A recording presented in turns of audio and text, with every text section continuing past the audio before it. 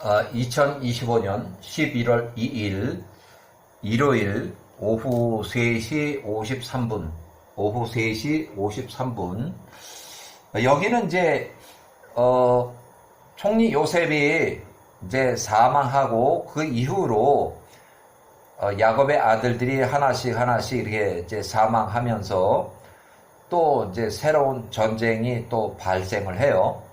그래서 에서의 아들 엘리바스가 82세, 83세, 3차 전쟁 때 전사했고, 에서의 손자 스보가 67세에 총리 요셉이 110세로 사망한 그 이후에 애굽에서 도망을 가서 전쟁 포로들이 몽땅 다 도망갔고, 이제 힉소스 왕조가 멸망을 하는 그 상황이 돼요. 그래서 야세르 책의 60장에 요셉의 형제들이 이제 자연사하면서 하나씩 죽어나가는 그런 기록이 있고, 그 이후에 이제 또 전쟁이 또 일어나요. 그래서 총리 요셉이 사망하고 딱 31년에 큰 전쟁이 일어나요. 총리 요셉이 사망하고 31년 후에, 그래서 총리 요셉이 사망하고 22년까지 제일 마지막에 죽은 사람이 레위가 사망하고 나서 그 주변의 애굽 사람들이 이스라엘 민족들을 하나씩 괴롭히게 돼요. 그 야곱의 아들들이 워낙 강하고 아주 적은 인원으로도 큰 군대를 쳐내고 이렇게 하다 보니까 애굽 사람들도 이스라엘 사람들을 굉장히 무서워했어요. 몇 명 되지도 않는데 그 사람들이 그렇게 이스라엘 사람들은 죽은 사람이 없이 공격해 쳐들어오는 그 군대들을 거의 전멸을 하듯이 그렇게 아주 굉장히 무서워했어요. 1585년 이제 요셉이 사망했을 때, 그 해가 지나고 이스라엘이 애굽에 내려간 지 71년 됐을 때, 당시 요셉이 110세로 사망했다. 총리 요셉이 죽은 후에 에서의 아들 엘리바스가 에서의 손자 스보가 67세에 애굽 땅 전쟁포로 54년 후에 탈주했다. 전쟁포로 몽땅 다 도망을 갔어요. 총리 요셉이 110세로 사망한 후 4년이 지났을 때, 요때에 스보가 71세가 아프리카의 앵기스의 군대 장관으로 앵기스를 유혹해서 야곱의 후손과 애굽의 18왕조를 쳐 들어갑시다, 이렇게 전쟁을 도모하다가 일단은 점괘로 전쟁을 포기했어요.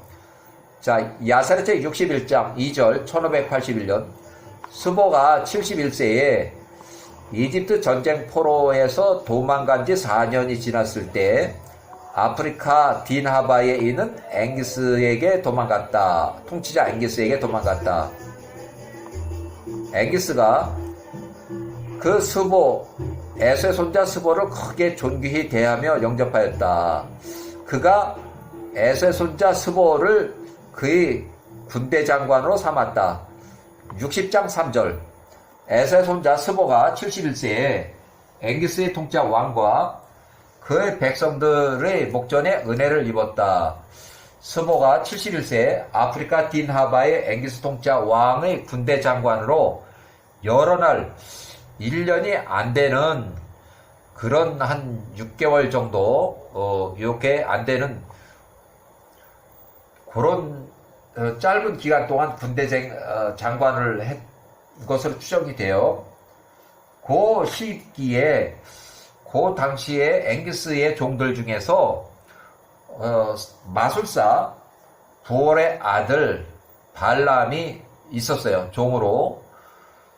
자, 발람의 그 점친다는 걸 알았기 때문에 발람에게 점을 쳐보라 해서 그 패전으로 점괘가 나오니까 이 앵기스 통치자가 18왕조를 쳐들어가는 그 전쟁을 일단 포기하고 있었다. 이렇게 야세르 책의 60장 4절 에서의 손자 스보가 아프리카 딘하바 통치자 왕의 앵기스로 하여금 그의 모든 군대를 모아서 이집트 18왕조 하 이집트 통치하는 그 통치 3년 차에 애굽 사람들과 야곱의 아들들과 전쟁에서 싸우러 가자고 이렇게 유혹을 했으니 그 형제들의 원한, 에서의 후손들의 에서가 147세로 막벨라 굴에서 목이 잘려서 피살당하는 그런 흉측한 일을 당했고, 또 그 전쟁 이후로 전쟁포로 많은 사람들이 잡혀있고,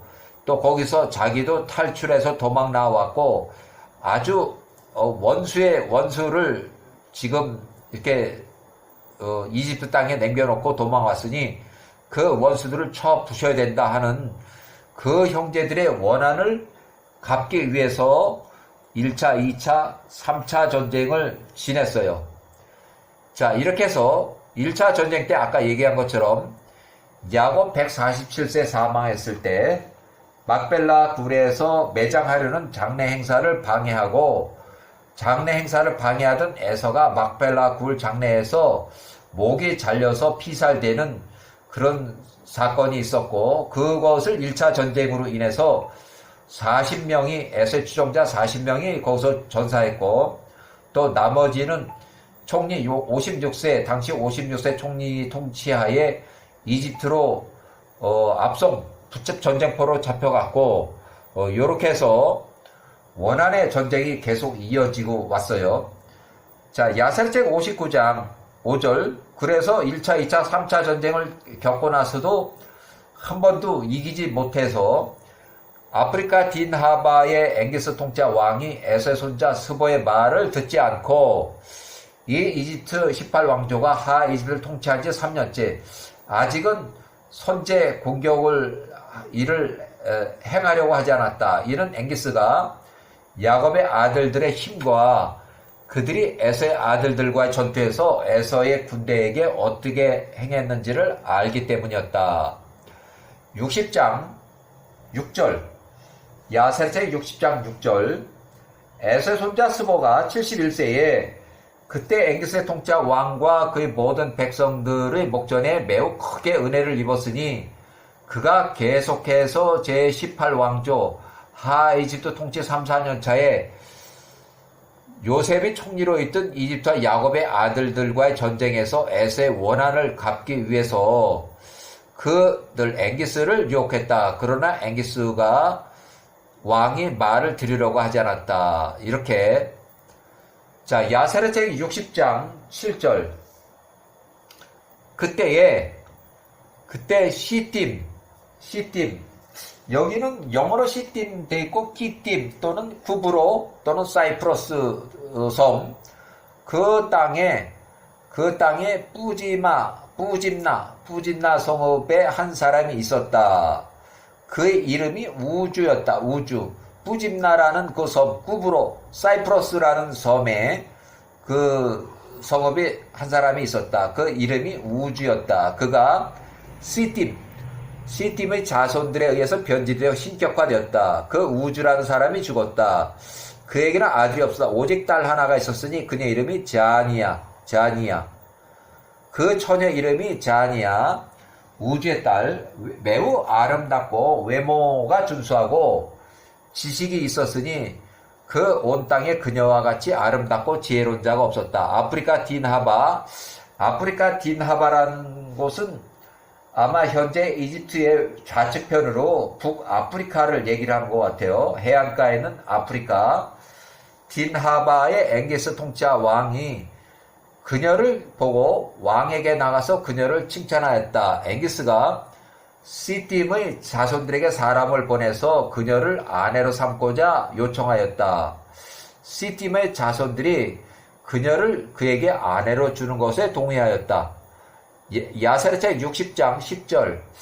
앵기스의 메신저들이 그들이 여행을 하기 위해서 시딤 또는 키딤, 사이프러스, 구브로, 사이프러스 땅으로부터 나올 때에 비벤투 지역에 있는 띠르누스 통치자 왕의 메신저들이, 비벤투는 아마 그 위에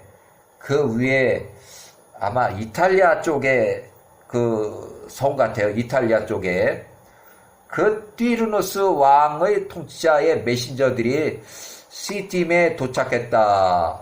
이제 한쪽 팀은 나가고 한쪽 팀은 들어오고, 배를 타고 들어오고 배를 타고 나가고, 이 비벤트의 통짜 왕 띠르누스도 자니아 그 여자를 아내로 삼기 위해서 청혼하고자 그의 메신저들을 보냈기 때문이었다. 이는 그의 모든 사람들이 그에게 그녀에 관해서 칭찬하였기 때문이다. 그리하여 그가 그의 모든 종들을 그녀에게 보냈었다.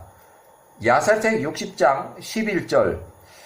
띠르누스, 아마 이탈리아 쪽의 그 성읍 같고, 띠르누스의 종들이 시팀 구브로 사이프러스 섬에 이르러서 자니아 우주의 딸을 그들 통치자 압띠르누스에게 아내로 줄 수 있는지를 이제 또 물었다. 1차 벌써 승인했는데 이제 여기 후발자예요, 후발자.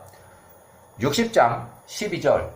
시팀의 백성들이 그들에게 말하되 우리가 그녀를 줄 수 없노라. 아프리카 디나바의 앵기스 통짜 왕이 너희들보다 먼저 그녀를 아내로 취할 것을 원했기 때문이었다. 그러므로 이제 우리가 그 처녀를 띠르누스에게 주기 위해서 앵기스에게서 그녀를 뺏을 수가 없다. 먼저 선약이 돼 있다 이거예요. 우리가 앵기스를 크게 두려워하노라. 그가 우리를 대항해 전쟁을 일으키고 우리를 멸할까 두렵다. 너희 주인 띠르누스가 그의 손으로부터 우리를 구원할 수 없을 것이다. 띠르누스 메신저들이 C팀의 구브로 사이프러스 C팀 섬의 자손들의 모든 말을 듣고 그들이 주인에게 돌아가서 그에게 C팀의 자손들의 모든 말을 전했다. C팀의 자손들이 앵기스에게 기념물을 보내며 말하되 띠르누스가 자니아를 아내로 삼고자 사람들을 우리에게 보냈습니다. 이에 우리가 그들에게 이러이러하게 대답하였습니다. 그런데 우리가 들어보니까 그 띠르누스가 당신 앵기스, 북아프리카에 살고 있는 앵기스를 향해서 선제 공격 전쟁을 일으키기 위해서 그의 온 군대를 모으고 있다고 합니다. 그가 당신의 형제 루쿠스하고 먼저 싸우기 위해서 사르두니아의 길을 통과할 것이라고 합니다. 사르두니아. 그것도 일단은 해안가에 있는 섬 같아요. 이탈리아 그 근처에 그 길을 통과할 것이라고 합니다. 그 후에 그가 당신 아프리카 딘하바 앵기스와 싸우기 위해서 계속 바다를 건너올 겁니다.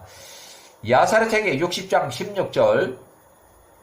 C팀의 자손들이 앵기스에게 기록을 하여 보낸 말들을 앵기스가 듣고 그의 분노가 점화되었고 그가 일어나서 그의 군대를 모으고 바다의 섬들을 거쳐서 여기 이제 바다의 섬이라고 얘기하고 있죠. 여기요. 바다의 섬들을 거쳐서 사르두니아 이탈리아 지중해 연안에 있는 그 섬 자그만 섬으로 나갔으니 사르두니아의 통치자 왕 그 형제 루쿠스에게로 나갔다. 루쿠스의 아들 리블로스, 앵기스의 조카가 되어 루쿠스의 아들 리블로스, 이 사람의 아버지가 아들이에요. 그의 아버지 루쿠스의 형제 앵기스 삼촌이 오고 있다는 것을 듣고 그가 많은 군대와 함께 그를 영접하기 위해서 나갔다. 그가 앵기스에게 입을 맞추고 그를 안았다. 니블로스 조카가 삼촌 앵기스에게 말하되 당신은 나의 아버지의 평안을 구할 때 내가 띠르누스하고 전쟁하기 위해서 당신과 함께 전쟁터로 나갈 것입니다. 아버지로 하여금 나 니블로스를 이제 앵기스의 조카인데 우리 아버지 루쿠스에게 아버지의 군대 장관으로 삼으라고 하세요. 이렇게 요청하세요. 내가 전쟁터에 나갈 그 전쟁 사령관으로 하고 싶습니다 하니까 앵기스가 그렇게 하였다. 그가 그 형제 루쿠스에게 나갔고 그 형제가 그를 영접하기 위해서 나왔다. 그가 그의 평안을 구하였다. 야사책 60장 18절. 앵기스가 그 형제 루쿠스의 평안을 구했고 그의 아들 니블로스를 그의 군대 장관, 전쟁에 나갈 전쟁 사령관으로 삼으라고 요청하였다. 이에 루쿠스가 니블로스의 아버지가 그렇게 하였다. 앵기스와 그 형제 루쿠스가 일어나서 티르누스하고 싸우기 위해서 그에게 나갔으니 그와 함께한 군대가 많으며 백성들의 숫자가 많더라. 그가 배를 타고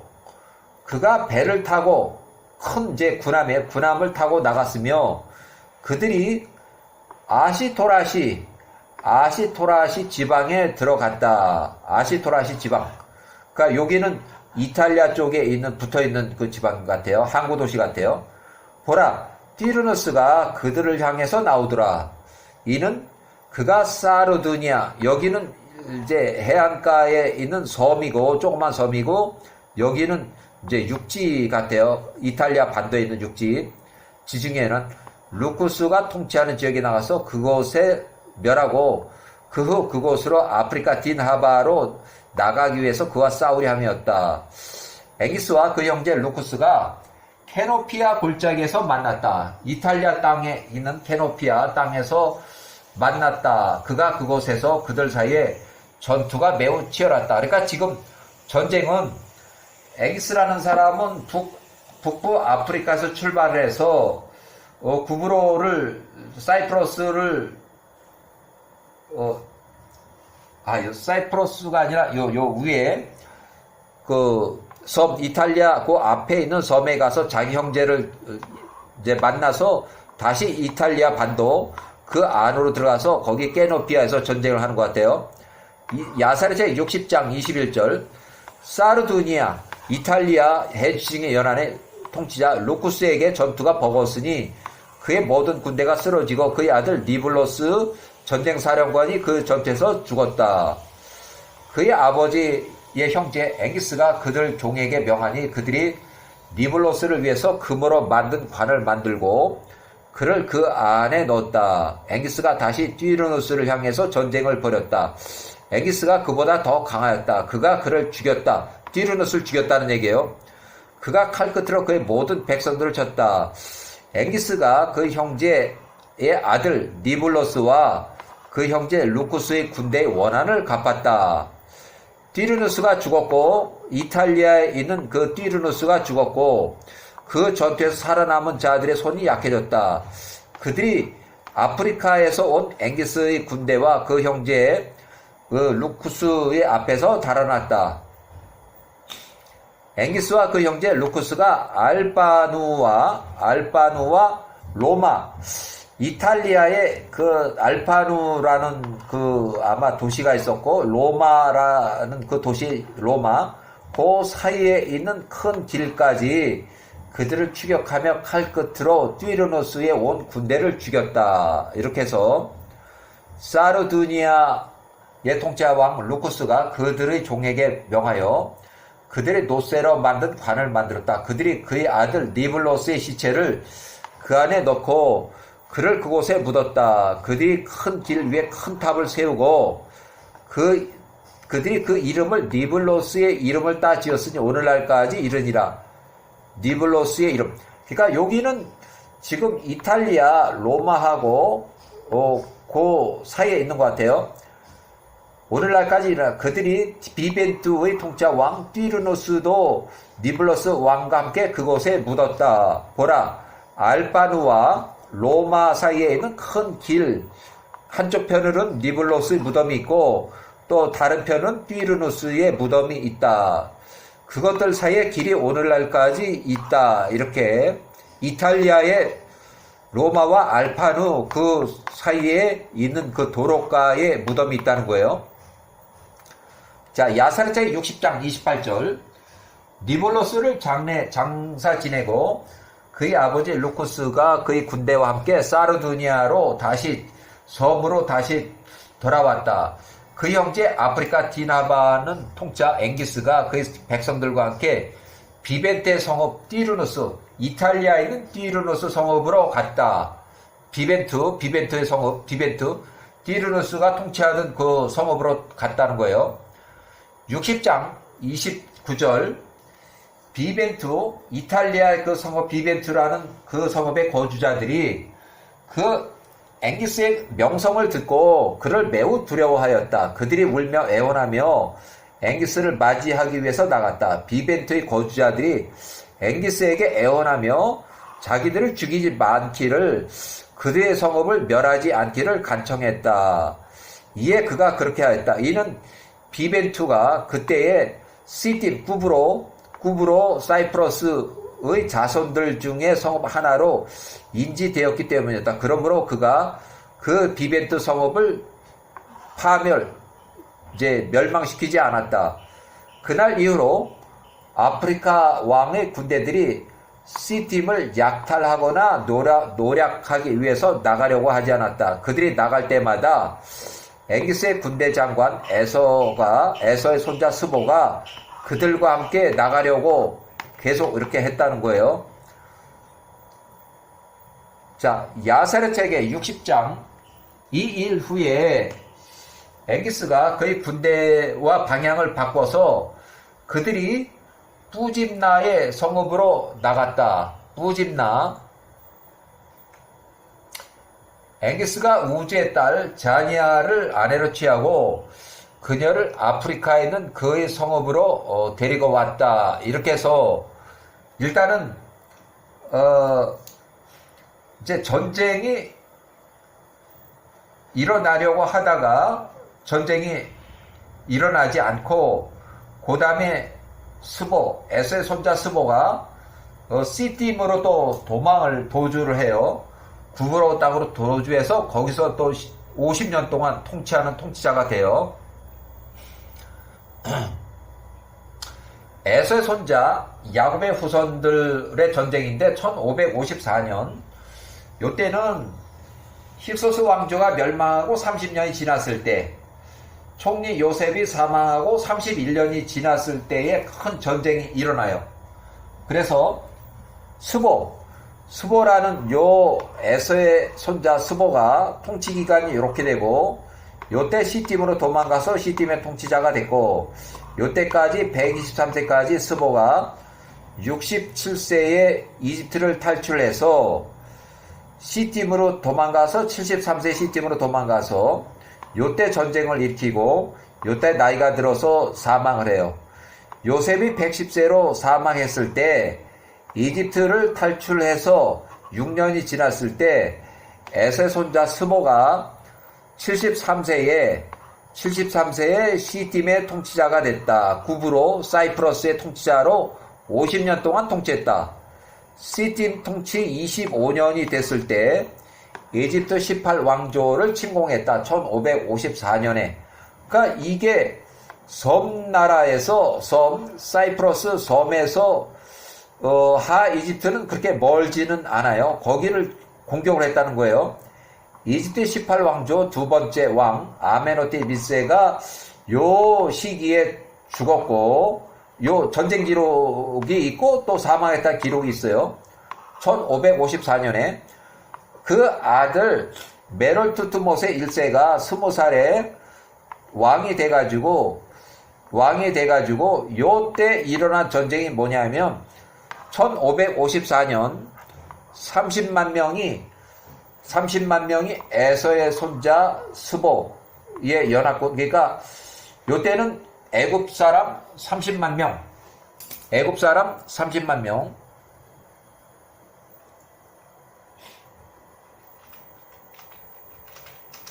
애굽인 30만 명이 스스로 그 전쟁에서 에서의 손자 80만 명하고 전쟁을 해서 여기가 일단 패전을 했어요. 근데 야곱의 150명이 이 80만 명을 격퇴해서 그러니까 해안가에서 싸운 것 같아요. 해안가. 고센 지방에 어디든 이제 해안가에서 전쟁한 것 같고, 자, 그러고 나서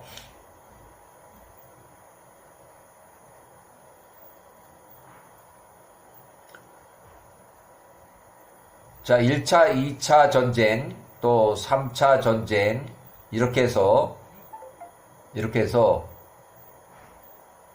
아주 큰 전쟁이 일어났고, 그렇게 1554년까지 1554년 여기까지. 자, 다시 한번 전쟁 직전의 야세르 책에 기록된 역사 기록으로는 1554년 야세르 책의 64장 1절. 자, 그때 그 전투에서 볼의 아들 발람이 42살이 앵기스와하고 함께 27년 동안 있었다. 스보가 98세에 앵기스를 이기는 것을 보았을 때 그가 거기로부터 달아나서 시팀으로 사이프러스 부브로로 도망갔다. 1554년 야셀책 64장 스보가 시팀의 자손들이 그를 매우 존귀히 대하며 영접하였으니 마술사를 했다는 거예요. 이는 스보가 27년 만에 만나서 볼의 아들 발람의 지혜를 알았기 때문이었다. 스보가 볼의 아들 발람에게 많은 선물을 주었으니 그와 함께 머물렀다. 스보가 그 전쟁으로부터 돌아왔을 때 그가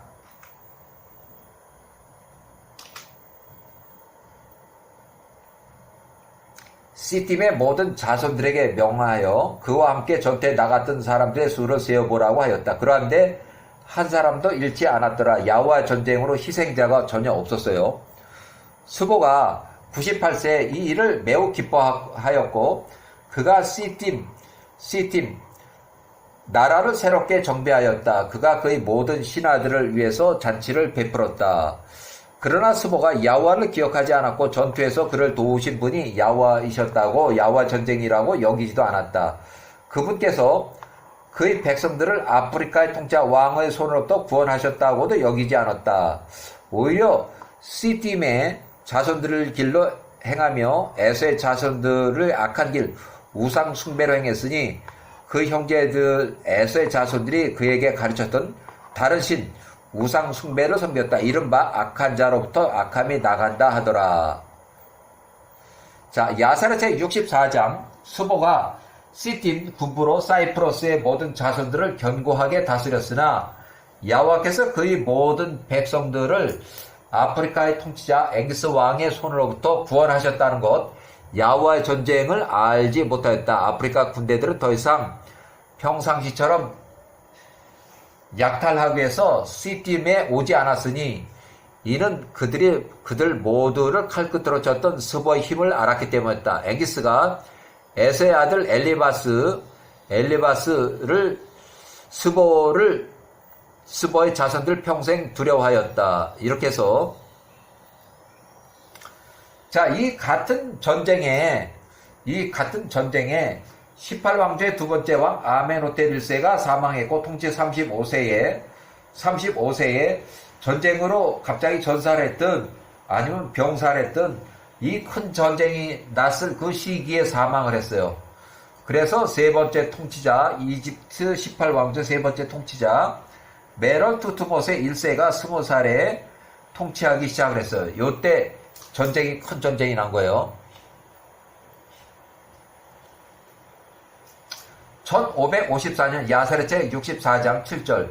그때 스보가 전쟁으로부터 돌아왔을 때 그가 어떻게 아프리카 앵기스의 모든 백성들을 칼끝으로 치고 승리하였는지를 보았을 때 스보가 시팀의 자손들과 의논하였으니 스보가 야곱의 아들들과 애굽의 이집트 18왕조 두 번째 왕 아멘호텔 1세가 통치하는 35세 그때 전쟁으로 갑자기 전사했는지 병사했는지 모르지만 그 세 번째 통치자 메롤 투트모세 1세가 20살의 왕이 됐을 때에 그 왕과 싸우기 위해서 애굽으로 쳐 들어갈 것을 논의하였다. 그러면 여기 분명히 여기 기록된 것이 세 번째 통치자 투트모 1세가 여기 왕이 바뀌는 그 시기에 그 파라오 왕과 싸우기 위해서 애굽으로 쳐 들어갈 것을 논의하였다. 그러면 이 왕도 여기 나와야 되는데 이 아멘호텔 1세가 전투에 참전했다는 기록이 없어요. 이 나라를 공격하면 이 파라오도 나와서 응답을 해서 전쟁을 해야 되는데 이 역사 기록엔 아멘호텔 1세가 전투에 참여했다는 기록도 없고 또 어린 요 애가 어렸을 때 여기에 전투에 참여했다는 기록도 없어요. 그렇지만 이 큰 전쟁이 났다는 거는 자기 눈으로 봤기 때문에 알고 있어요. 요 사람도. 자, 야세르책이 64장 8절. 이는 애굽의 강한 자들이 이미 죽었으며 총리 요셉과 그 형제들 야곱의 아들들이 모두 늙어 죽었다는 것과 그들이 모든 자녀들이 아직 애굽에 머물러 있다, 애굽에 살고 있다는 것을 에서 손자 스보가 들었기 때문이었다. 이미 힉소스 왕조가 멸망 후 30년이 지났는데 이집트의 18왕조 두 번째 아멘호테비 1세가 35세고 또 바드로스 골짜기의 전쟁에서 전투를 했어요. 바드로스 골짜기에서 전쟁을 해. 전쟁터가 바드로스 골짜기예요. 여기. 자, 야사르책이 64장 9절 에서의 손자 스보가 요 통치기간이 이렇게 할 때 요때 전쟁을 일으켰어요. 그들과 온 애굽 18왕조와 싸우기 위해서 나갈 것을 생각하였으니 그 형제 에서의 자손들의 원한 1639년 막벨라 굴에서 에서가 피살당하고 목이 잘리는 그런 불명예스러운 그것을 보복하기 위해서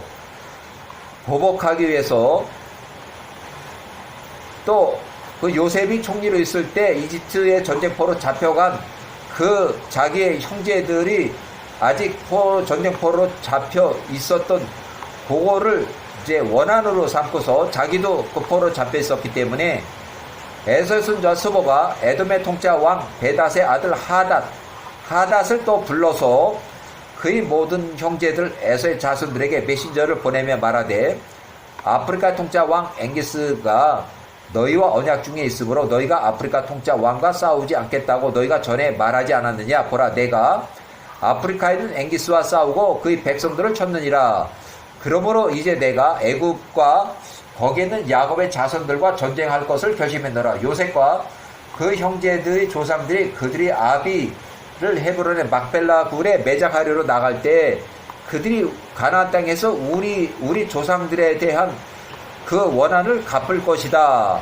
이렇게 원한을 갚기 위한 전쟁이다. 이렇게 해서 야세르책의 64장 13절 그들과 애국과 싸우는 일에 너희가 이제 나와서 나를 도와준다면 우리가 우리 형제의 원한을 갚게 될 것이라.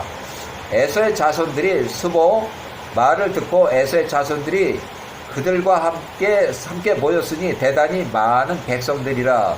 그들이 전투에서 에서의 손자 스보와 시딤의 자손들을 돕기 위해서 나왔다. 그러니까 에서의 손자 스보는 남의 나라에 가서 통치자로 50년 동안 통치했고 시딤의 통치자로 그 중에서 25년이 됐을 때 전쟁을 일으켰고 자기 또 이제 형제들 자기 후손의 형제들은 에돔에 있는 세일 땅에 있는 거기 있는 자기 형제들도 부른 거예요. 이렇게 해서 야사르책 64장 15절 에서의 손자 스보가 동쪽의 모든 자손들과 이스마엘의 모든 자손들에게 사람을 보내서 이와 같이 말을 전했으니 연합군 80만 명이 모이고 그들이 모여서 애굽의 전쟁에 이집트 18왕조의 전쟁에 나갈 스보와 시딤 부부로 사이프러스의 자손들을 돕기 위해서 나왔다. 이렇게 해서 이 전쟁의 소문을 듣고 이집트의 18왕조 애굽 사람들이 스스로 모여서 30만 명, 또 차출된 이스라엘 병력 150명, 또 전쟁에 나간 30만 명의 자손들 이렇게 해서 자 64장 16절 이 모든 통치자 왕자들 에돔의 통치자와 동쪽의 자손들 이스마엘 모든 자손들과 또 부부로 시딤의 자손들 왕 스보 앞으로 나가며 헤브론에서 그들의 모든 군대의 대열을 갖췄다. 그러니까 일단은 시딤 사이프러스에 있는 왕 스보가 자기 병력을 이끌고 일단은 가나안 땅으로 와서 가나안 땅 헤브론에서 합류를 한 거예요.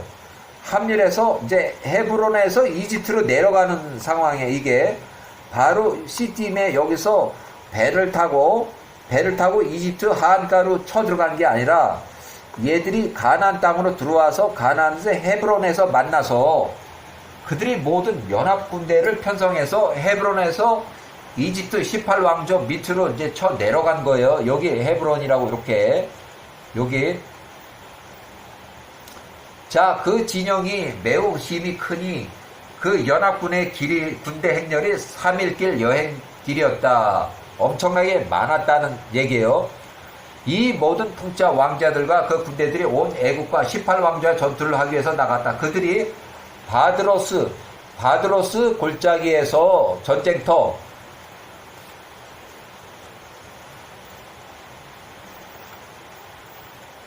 바드로스 골짜기에서 함께 진을 쳤다. 전쟁터가 이렇게 됐어요.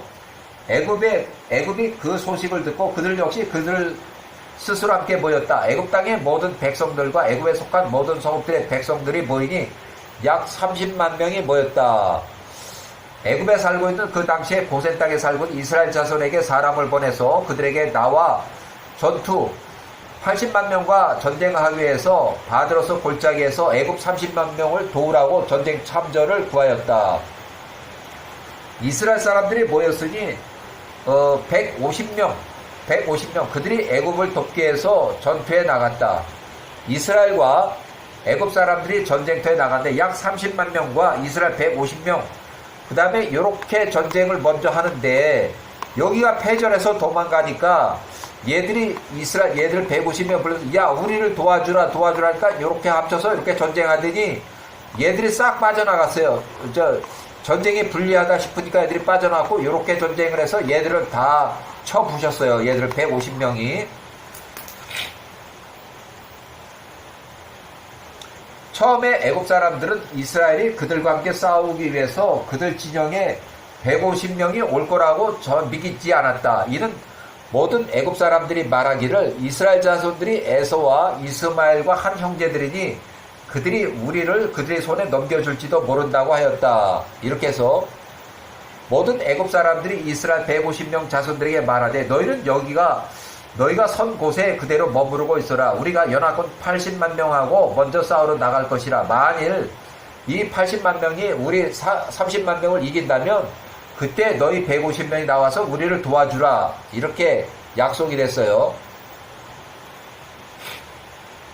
자, 이렇게 해서 시팀의 통치자 왕, 또 엘리바스의 아들 스보와 그 다음에 에돔 땅의 왕 통치자 베닷의 아들 하닷과 스보라는 통치자, 하닷이라는 통치자, 또 그들의 모든 진영과 동쪽의 모든 자손들과 이스마엘 자손들이 연합군이 80만 명이 모여서 바드로스 골짜기에서 전쟁을 했다. 이렇게. 자, 여기에 보면 64장의 26절 메소포타미아 부올의 아들 마술사 볼의 아들 발람이 42살이 거기에 스보 진영에 있었는데 이는 그가 시팀의 자손들과 함께 전쟁을 하기 위해서 나왔다. 부올의 아들 마술사 볼의 아들 발람이 스보 통치 기간에 그의 사람들 눈에 매우 존귀함을 받는 사람이었다. 스보가 98세에 불의 아들 발람 42살에게 우리를 위하여 점을 치라. 그러니까 우리를 위하여 점을 치라고 한 것은 이 전투에서 우리 연합군 80만 명과 애굽 30만 명 이렇게 해서 이것은 가나안 땅의 헤브론에서 아마 있었던 그 점을 치라는 그거 같아요. 혹시라도 여기 위치가 아마 헤브론이라고도 볼 수 있어요. 헤브론.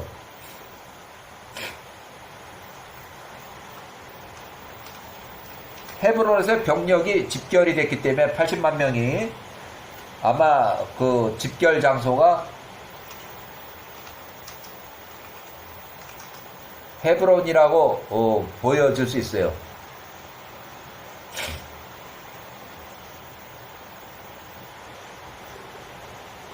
보레들 발람이 42살이 일어나서 점을 치려고 하니까 그는 그것을 아는 지식이 있어서 기술이 있었기 때문이었다. 그러나 그 마술사 발람이 혼란스럽게 되고 그의 손에서 그 점치는 일이 이루어지질 않더라. 여호와의 전쟁이기 때문에 그래요. 그가 다시 점을 치려고 시도했으나 성공하지 못했다.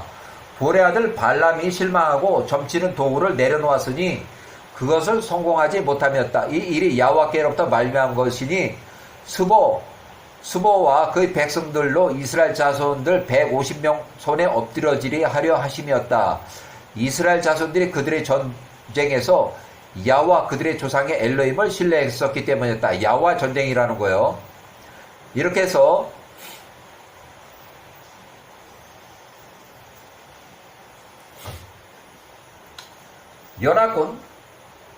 연합군이 그들의 군대 대열을 갖췄다. 이에 모든 애굽 사람들이 그 80만 명 연합군과 싸우기 위해서 그들만 나가서 약 30만 명이 전쟁에 나갔다. 이스라엘 사람들은 아직 참전을 안 했고 뒤에 대기하고 있어요. 모든 애굽 사람들이 바드로스와 그 연합군 80만 명과 싸웠다. 이 전투에서 30만 명이 매우 불리하였다. 그 전투에서 연합군이 애굽 사람보다 강하였다. 숫자가 많고 그러니까 그때 180명이 쓰러졌고 연합군들 중에서 약 30명이 죽었다. 애굽의 모든 사람들이 연합군 앞에서 달아났다. 연합군 에서와 이스마엘 자손들이 애굽인들을 추격하며 이스라엘 자손들이 있는 진영까지 계속 쳐서 쫓아왔다. 모든 애굽 사람들이 이스라엘 자손들 150명에게 부르짖으며 말하기를 서둘러서 우리에게 오라. 우리를 도와주라. 우리 연합군 즉 에서와 이스마엘 시팀의 자손들로부터 우리를 구해달라. 이에 이스라엘 자손들 150명이 이제 추쳐나와서 80명과 전쟁하기 위해서 달려갔다. 이스라엘 자손들이 그들을 구원해달라고 그들이 엘로힘께 부르짖었다. 야호와의 전쟁이에요. 자, 이렇게 해서 결국 150명하고 80만 명하고 여기가 이제 패배해요. 150명이 승리를 해요. 일단은 여기까지